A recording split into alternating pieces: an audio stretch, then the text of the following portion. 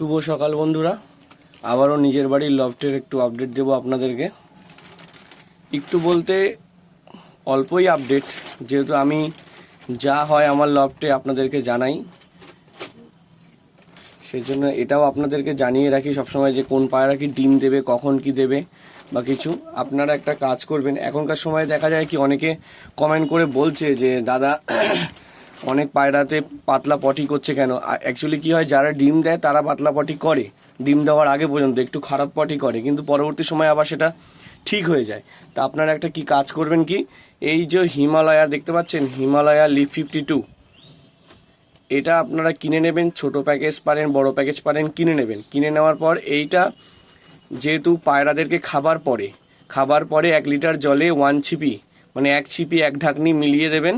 মিলিয়ে দেওয়ার পর দেখেন জলের কালারটা এরকম হয়ে যাবে, একটুখানি বাদামি বর্ণের হয়ে যাবে, বা আরও যত সময় যাবে তত এটা বর্ণটা আরও ডিপ হতে থাকবে।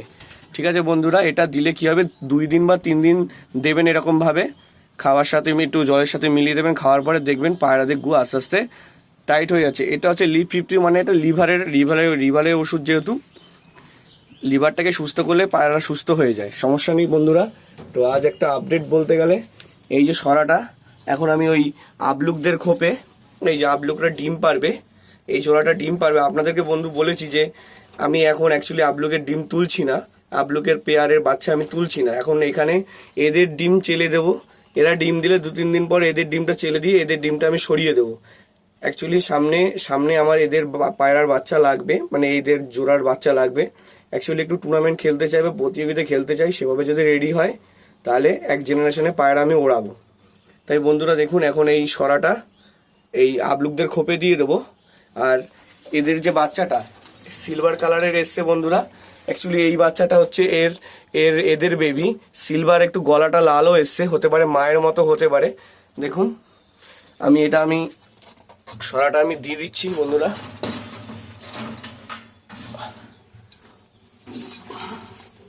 মাদিটাকে একটু সাইডে সরিয়ে দিই, মাদিটা যেহেতু ডিম দেবে, মাদিটা সাইডে সরিয়ে দিলাম।